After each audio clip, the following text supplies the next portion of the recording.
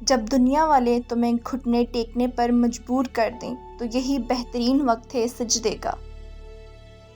جب رب راضی ہونے لگتا ہے تو بندے کو اپنے عیبوں کا پتہ چلنا شروع ہو جاتا ہے، اور یہی اس کی رحمت کی پہلی نشانی ہوتی ہے۔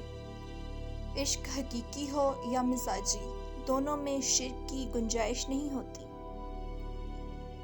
اکیلے ہونے کی سب سے اچھی بات یہ ہے کہ جب تم پریشان ہوتے ہو تو تمہیں سننے والا صرف اللہ ہوتا ہے۔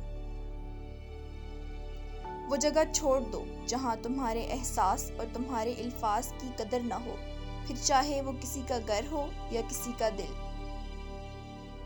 اس دنیا میں کوئی خزانہ سانپ کے بغیر، کوئی پھول کانٹے کے بغیر اور کوئی خوشی غم کے بغیر نہیں ہے۔ جب انسان کی آنکھوں سے ندامت کے آنسو بہتے ہیں تو اس پر رب کی رحمت برستی ہے۔ اگر کسی کی تکلیف دیکھ کر تمہیں تکلیف ہونے لگے تو سمجھ لینا تم اللہ کے بنائے ہوئے بہترین انسان ہو۔ جو دو گے وہی لوٹ کر آئے گا، چاہے وہ عزت ہو یا دھوکہ۔ خدا تک پہنچنے کے بہت سے راستے ہیں، لیکن میں نے خدا کا پسندیدہ ترین راستہ مخلوق سے محبت چنا۔ مولانا رومی علیہ السلام سے کسی نے پوچھا، زہر کیا ہے؟ فرمایا کہ ہر وہ چیز جو ہماری ضروریات سے زیادہ ہو زہر ہے، جیسے قوت، اقتدار، دولت، بھوک، لالچ، محبت اور نفرت۔ میں نے بہت سے انسان دیکھے ہیں جن کے بدن پر لباس نہیں ہوتا، اور بہت سے لباس دیکھے ہیں جن کے اندر انسان نہیں ہوتا۔ اپنے دل کو اس وقت تک توڑتے رہو جب تک یہ کھل نہ جائے۔ جب انسان بالکل خاموش ہو جائے اور اپنے حق کے لیے بھی نہ بولے تو سمجھ لو کہ وہ اپنے اندر بہت کچھ دفن کر چکا ہے۔